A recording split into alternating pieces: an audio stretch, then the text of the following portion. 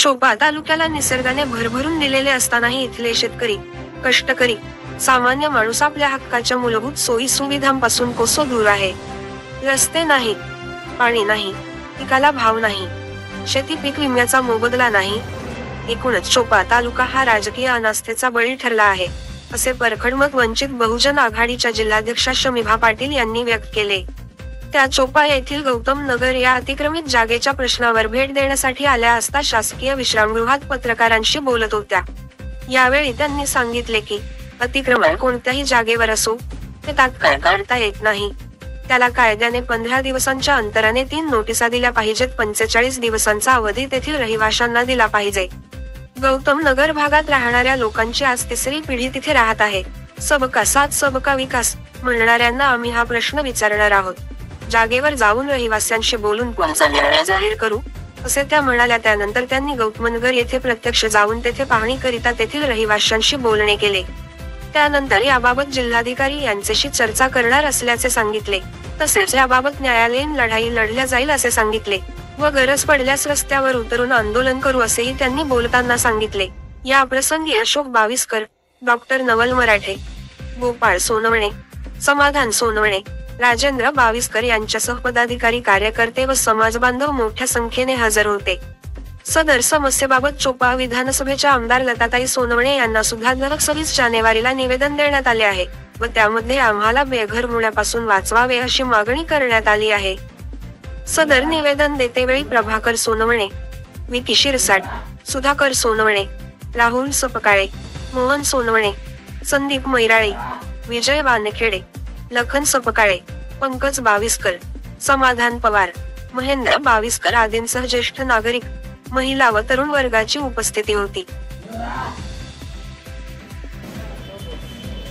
आज चोपडा शहरातल्या गौतम नगरमध्ये गेल्या 70 ते 80 वर्षापासून त्या ठिकाणी राहत असलेले भूमिहीन आणि दलित मागासवर्गीय कुटुंबियांच्या वस्तीला अचानकपणे केवळ तोंडी दार ठोकून काही प्रशासकीय अधिकाऱ्यांनी तुम्ही सोमवारपर्यंत ही जागा आणि ही घरं खाली करा अशा पद्धतीचा एक निरोप स्प्रेड केला. त्यामुळे संपूर्ण गौतम नगर वासियांमध्ये एक भीतीचं वातावरण आहे.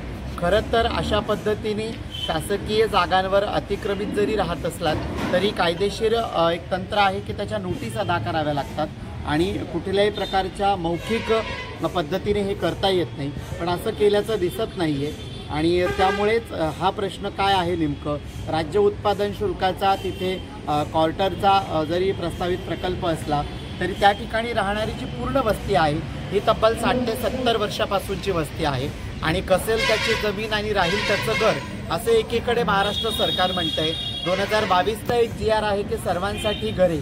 त्या ठिकाणी अतिक्रमणधारकांच्या संदर्भामध्ये विशेष प्रावधान राज्य आणि केंद्राच्या सूचनांच्या वतीने करण्यात आलेला आहे. पण या सगळ्यांना मात्र फाट्यावर मारत जर या ठिकाणी सार्वजनिक बांधकाम विभागाचे अधिकारी स्वतः लिखित स्वरूपामध्ये नोटीस अदा न करता इथल्या अतिक्रमणधारकांना काढण्याचा प्रयत्न करत असतील तर हा मनमानी व मुजोर कारभार वंचित बहुजन आघाडी कदापिही सहन करून घेणार नाही आणि आम्ही प्रत्येक त्या घटकासाठी लढण्याचा प्रयत्न करत असतो की ज्याच्या हक्क आणि अधिकार हिरावले जात आहेत. त्यामुळे आमचा लढा असेल तो न्यायिक प्रक्रियेचा असेल, शासन प्रशासनाशी संवाद करून संवादी पद्धतीने सोडवण्याचा असेल की इथे कष्टाने काबाड कष्टाने ज्यांनी आपली मातीची आणि विटांची घरं केलेली आहेत त्यांची घरं कायम राहावीत आणि त्यांचा निवारा हिसकावून घेतला जावा. काय करणार ते यासाठी आता तरी तुर्तास आम्ही माननीय जिल्हाधिकारी जळगाव यांच्यासोबत सोमवारी संवाद करणार आहोत आणि त्यासोबतच सार्वजनिक बांधकाम विभागाचे जे विभागीय अभियंता आहेत त्यांच्यासोबत संवाद करून नेमकी प्रक्रिया काय आहे, कारण या संदर्भामध्ये कुठल्याही प्रकारचा लिखित कागद जर दिला गेला नाही आहे तर ह्या अफवा आहेत का किंवा मग अधिकाऱ्यांनी या पद्धतीने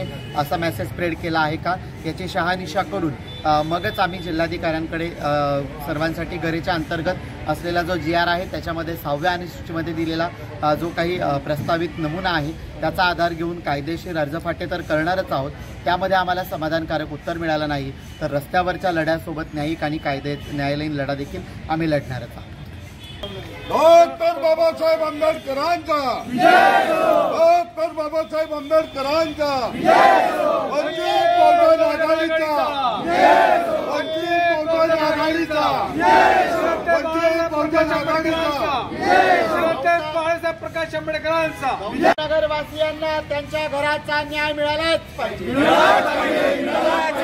नगरवासियांना न्याय मिळालाच पाहिजे.